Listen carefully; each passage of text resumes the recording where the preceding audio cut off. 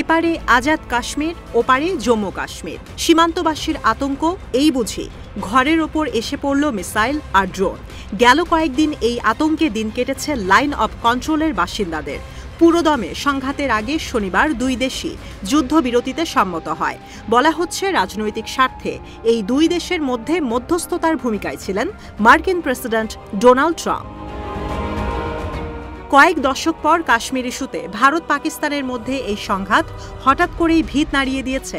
সামরিক শক্তিতে কে কত এগিয়ে, যুদ্ধ লাগলে কোন দেশ এগিয়ে থাকবে, শক্তিশালী পরমাণু অস্ত্র আছে কোন দেশের কাছে, তা নিয়ে চলছে গবেষণা। এর মধ্যে উঠে এসেছে চাঞ্চল্যকর এক তথ্য। ভারত আর পাকিস্তান দুই দেশই পরমাণু শক্তিধর, কিন্তু তাদের কারো কাছে নয়। সবচেয়ে শক্তিশালী পরমাণু বোমা আছে পৃথিবীর অন্য এক দেশের, সেই দেশের নাম রাশিয়া। বিশ্বের সবচেয়ে শক্তিশালী এই পরমাণু বোমার নাম সার বোমা। গণমাধ্যমের তথ্য অনুযায়ী 1961 সালে এই বোমা তৈরি করে সাবেক সোভিয়েত ইউনিয়ন। এখন পর্যন্ত সবচেয়ে শক্তিশালী বোমা পৃথিবীতে কেউ তৈরি করতে পারেনি। এর মধ্যে রয়েছে 50 মেগাটনের TNT বিস্ফোরক। জাপানের হিরোশিমায় দ্বিতীয় বিশ্বযুদ্ধে যুক্তরাষ্ট্র যে বোমা ফেলেছিল, সার বোমা তার চেয়ে 3000 গুণ বেশি শক্তিশালী।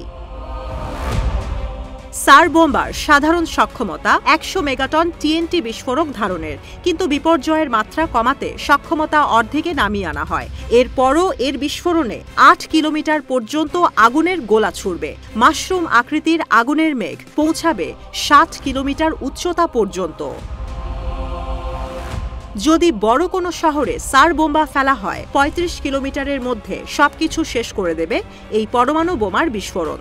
কম বেশি আগুনে পুড়বে 100 কিলোমিটার পর্যন্ত এলাকা। বিস্ফোরণ স্থানের চেয়ে শত শত কিলোমিটার দূরের ভবনের জানালা ভেঙে গুড়িয়ে যাবে। ভারতীয় সংবাদ মাধ্যম উইয়নের বিশ্লেষণ বলছে, একটি বোমার বিস্ফোরণ এত তেজস্ক্রিয়তা ছড়াবে যে পৃথিবীর বায়ুমণ্ডল অদ্ভুতভাবে শীতল করে দেবে। নামবে নিউক্লিয়ার উইন্টার।